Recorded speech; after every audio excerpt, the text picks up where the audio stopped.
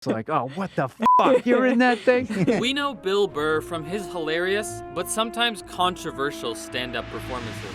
Bill Burr is also an incredible actor, appearing in movies like Date Night and The Heat, and in TV shows like Crashing and even Breaking Bad. Well, he's back at it in The Mandalorian Chapter 6, where he plays former sharpshooter and current outlaw Mayfeld. But he's not the first comedian The Mandalorian has introduced to the Star Wars universe, like Amy Sedaris, who appeared in Chapter 5 as the mechanic Peli Motto. Burr definitely brings both comedy and action to his role. But you might be surprised to know that Burr isn't even a huge Star Wars fan. And thankfully, Disney didn't hold him back from making a few jokes at the series' expense. So let's discuss everything you may have missed from Bill Burr in The Mandalorian Chapter 6. And be warned that the following contains spoilers.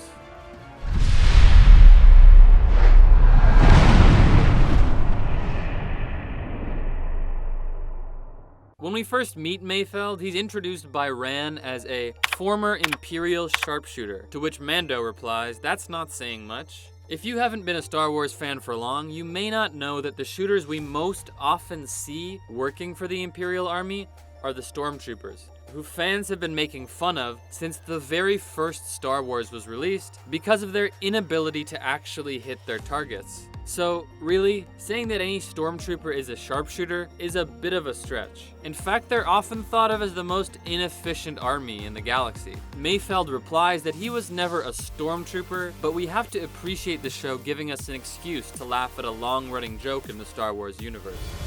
The most recent Star Wars film, The Last Jedi, received pretty mixed reviews from fans. In the film, we're introduced to a casino-like city called Canto Bight. In a quick reference, Mayfeld says that Mando's ship, the Razor Crest, reminds him of a slot machine on Canto Bight, presumably because it's so large and flashy. It's a small reference, but Star Wars fans can definitely appreciate a subtle dig at the casino city because a lot of them thought that the scene was unnecessary. The idea of social justice and inequality in the galaxy is discussed at the casino, and some fans think that this type of conversation doesn't really have a place in a sci-fi film. But we can appreciate The Mandalorian letting us all know that they're aware of some of their most polarizing scenes.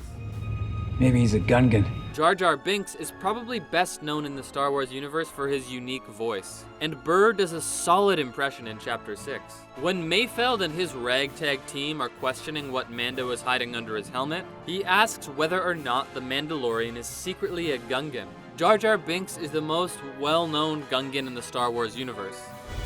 Mandalorian director Jon Favreau asked Burr in person if he would like to have a role in the Star Wars universe. As mentioned in the H3 podcast, Burr appeared on Favreau's cooking show, and he liked the guy enough that he thought working on set with him would be a fun experience. Favreau promised him that his appearance in the show would be funny, so all of those subtle digs at Star Wars, definitely on purpose.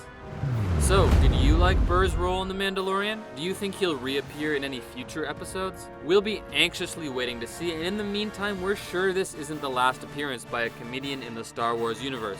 Thanks for watching, be sure to hit that like button, and don't forget to subscribe for more.